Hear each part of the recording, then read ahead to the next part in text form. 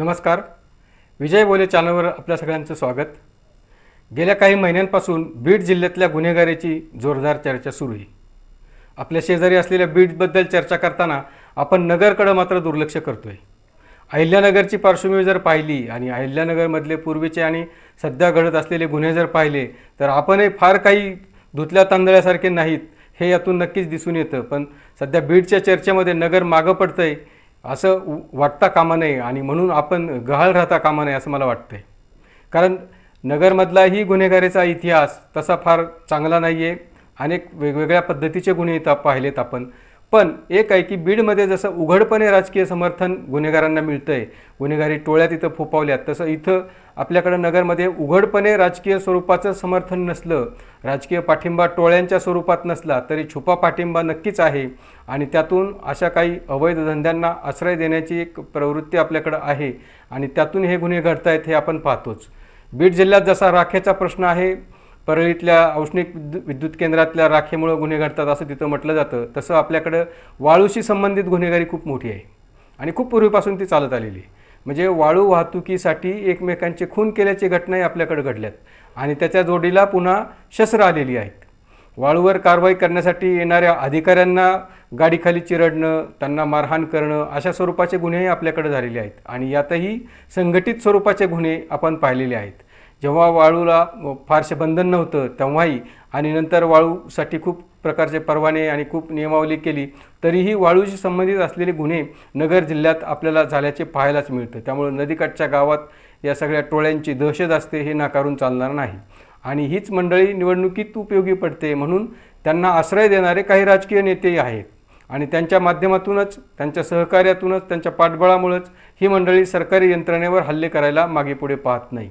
अनेक गावातून वाळू उपशावर बंदी घालण्याचे ठराव केले जातात, ते ठरावही हाणून पाडले जातात. तिथं स्थानिक राजकारण येतं, त्या गावावरही दबाव आणला जातो आणि वाळूशी संबंधित असलेली गुन्हेगारी सुरूच राहते. त्यात प्रशासनही अडकलेलं असतं, पोलिसांचेही त्यात पुढे लागेबांधे असल्याच्या अनेक घटना आपण पाहिलेल्या आहेत, अनेक उघडकीस आलेल्या आहेत आणि यातून हा सारा वाळूचा धंदा नगर जिल्ह्यात फोपवलेला आहे. नगर जिल्ह्यातून थेट पुण्या मुंबईपर्यंत वाळू जाते. खूप मोठं अर्थकारण त्यामागे आहे. तशीच त्याच्या आडून गुन्हेगारीही चालते आणि इथं बेकायदा शस्त्र वापरण्याचं प्रमाण पण खूप मोठं आहे. म्हणजे जेवढी परवानाधारक शस्त्र आहेत त्याच्या कितीतरी पटीने अधिक बेकायदा शस्त्र आपल्या जिल्ह्यात आहेत आणि ती अतिशय किरकोळ स्वरूपाच्या गुन्ह्यातही बाहेर आल्याचं आपल्याला पाहायला मिळतं. पोलिसांनी अनेकदा कारवाई केली तरीही या शस्त्रांचा वापर सुरूच आहे. ही शस्त्र कधी एकमेकांची खुन्नस काढण्यासाठी केली जातात, कधी आपले वजन पाडण्यासाठी केले जातात, तर कधी दरोड्यांसारख्या गुन्ह्यांसाठीही केले जातात. अनेक तरुण युवक, एवढंच काय तर मोठी माणसंही अशा गुन्ह्यांमध्ये अडकलेले आपण पाहतो आणि एकूण एवढी मोठ्या प्रमाणावरची शस्त्र आपल्या जिल्ह्यात येतात कुठून हा प्रश्न पडतो. अनेकदा त्यांचा शोध घेण्याचा प्रयत्न झाला, परप्रांतापर्यंत, अनेक मध्य प्रदेशासारख्या राज्यांपर्यंत त्याचा सुगावा लागला, परंतु ही संपूर्ण यंत्रणा उखडून काढण्यात अद्यापही पोलिसांना यश आलेले नाही. त्यामुळे शस्त्रांचे गुन्हेही मोठ्या प्रमाणावर घडतात. त्यासोबतच खंडणीचे गुन्हे आहेत. अलीकडे त्यांचं प्रमाण वाढतं आहे. खंडणीसाठी खूनही केले जात आहेत. परवाच आपण एका बडतर्फ पोलिसांनी खंडणीसाठी केलेल्या खुनाची घटना पाहिलेली आहे. ती घटना ज्या विळद बायपास रस्त्यावर झाली, तो रस्ताही अशा घटनांसाठी बदनाम होतोय की काय अशी चिन्ह आपण पाहतोय. गेल्या काही वर्षात तिथं असे खूप प्रकारचे गुन्हे घडले आहेत. म्हणजे खून करून तिथं नेऊन टाकलं जातं आहे किंवा तिथंच खून केले जातात असे प्रकारही आपण पाहायला मिळतोय. जेव्हा या बायपासचं काम सुरू होतं, बायपासची आखणी आणि बांधणीच्या पूर्वीची जी स्थिती होती, तेव्हा एका जिल्हाधिकाऱ्यांसोबत आम्ही व्हिजिटला गेलो होतो. तेव्हा त्या जिल्हाधिकाऱ्यांनी ही शंका त्या काळात म्हणजे साधारणतः 12-13 वर्षांपूर्वी व्यक्त केली होती की पोलिसांना उद्देशून ते म्हणाले होते की तुम्हाला या भागात काम वाढणार आहे, तुम्हाला इथं लक्ष द्यावं लागणार आहे, कारण भौगोलिक रचनाच त्या भागाची अशी आहे आणि का कोणास ठाऊक परंतु तो भाग अशा स्वरूपाच्या गुन्हेगारीसाठी बदनाम झाला आहे असं सध्याचं चित्र दिसतंय. कारण अनेक मृतदेह त्या भागातून आढळून येतात आणि त्यांचा नक्कीच खून झाल्याचा किंवा आत्महत्या असल्याचं भासवून खून केल्याचे प्रकार उघडकीस त्या भागातून आलेले आहेत. यावरून त्या भागातल्या एकूण गुन्हेगारीचा अंदाज येतो.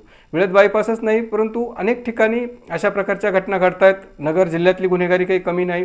मागच्या वेळेस आपण जर पाहिलं तर अनेक स्वरूपाच्या जातीय वादाच्या घटना घडल्या होत्या, दंगली घडल्या होत्या, वर्चस्ववादातून खून मारामाऱ्या झाल्याची उदाहरणं नगर नगर जिल्ह्यात आहेत. एकेकाळी दरोड्यांसाठी हा जिल्हा खूप प्रसिद्ध झाला होता. अशी साऱ्या वेगवेगळ्या पद्धतीची गुन्हेगारी आपल्या नगर जिल्ह्यात यापूर्वी पाहायला मिळालेली आहे. सध्या बदलत्या स्वरूपातली गुन्हेगारी आपण इथं पाहतोय.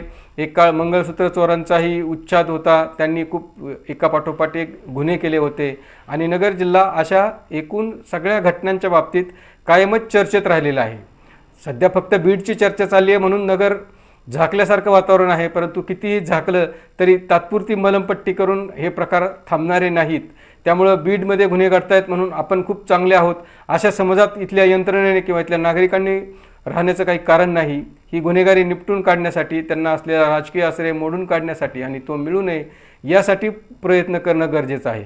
कारण आत्ता अलीकडच्या काळात वाढलेल्या आर्थिक स्वरूपाच्या गुन्हेगारीमुळं सर्वसामान्यांचं कंबरडं मोडतंय. अनेकांनी आपल्या आयुष्याची पुंजी अशा लोकांकडे विश्वासानं गुंतवलेली असते आणि त्यांनी फसवणूक केल्याचेही अनेक गुन्हे आता समोर यायला लागले आहेत. म्हणजे पूर्वीच्या दरोड्यांपासून, खून माऱ्यांपासून, बँकांच्या लुटीपासून आत्ता अलीकडं जे नवीन पद्धतीचे गुन्हे आहेत की आर्थिक लूट करणं, सायबर फ्रॉड करणं, सायबर क्राईम करणं किंवा वेगवेगळ्या पद्धतीने फसवणूक करून आर्थिक लुबाडणूक करणं, अशा प्रकारचे गुन्हे नगर जिल्ह्यात वाढत आहेत. यावरही लक्ष केंद्रित करण्याची गरज आहे आणि ते वेळीच निपटून काढण्याची गरज आहे असं मला वाटतं. आपल्याला हा व्हिडिओ कसा वाटला जरूर कळवा. यावर आपली मतं कळवा. यावर अधिकाधिक चर्चा व्हावी.